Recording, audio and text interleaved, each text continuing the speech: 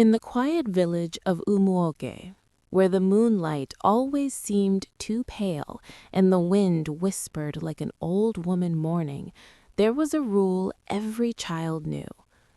The elders said the river had a spirit, an ancient being older than the Iroko trees, older than the red earth itself. They called it Nimmiri, Mother of Waters. She protected the village in daylight, blessing fishermen with heavy necks. But when darkness fell, she searched for something, or someone. One Harmattan evening, a young girl named Adaobi stayed out too late by the riverbank. She had gone to fetch water, but the sky darkened faster than she expected. As she hurried to fill her clay pot, she heard it. Adaobi. Her hands froze. The voice was soft, gentle. It sounded like her mother. Adaobi, my child, come closer. Her mother was home, she knew that, but the voice came again, clearer this time, from the middle of the water. The surface of the river was still, too still.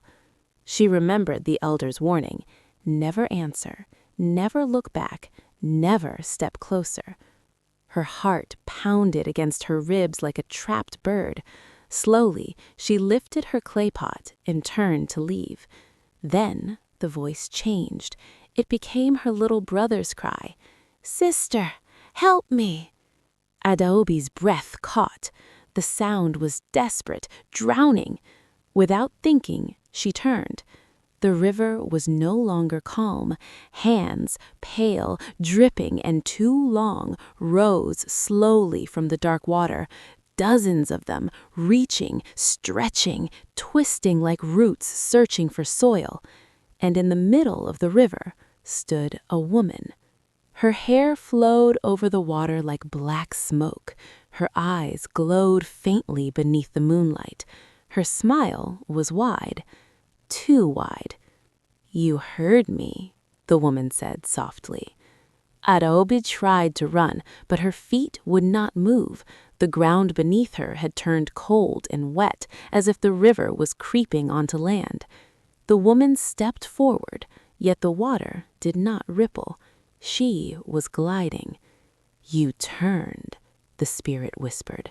"You answered." Adaobi screamed, but no sound came out. Suddenly, from the forest behind her, the sharp ringing of a metal gong echoed. Gong! Gong! Gong! It was old Mama Nkem, the village priestess. She had sensed it. The spirit's face twisted in anger. The river began to boil. The pale hands snapped back into the water. "You will come another night," the spirit hissed, "when no one hears you." The water surged violently, then fell still. Adaobi collapsed. When she awoke, she was in her mother's hut. The villagers surrounded her.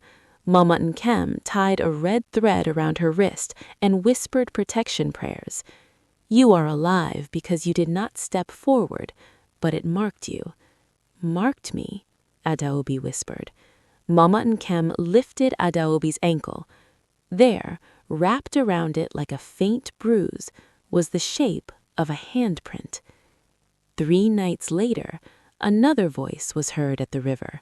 Not Adaobi's name, but someone else's, and this time no gong rang.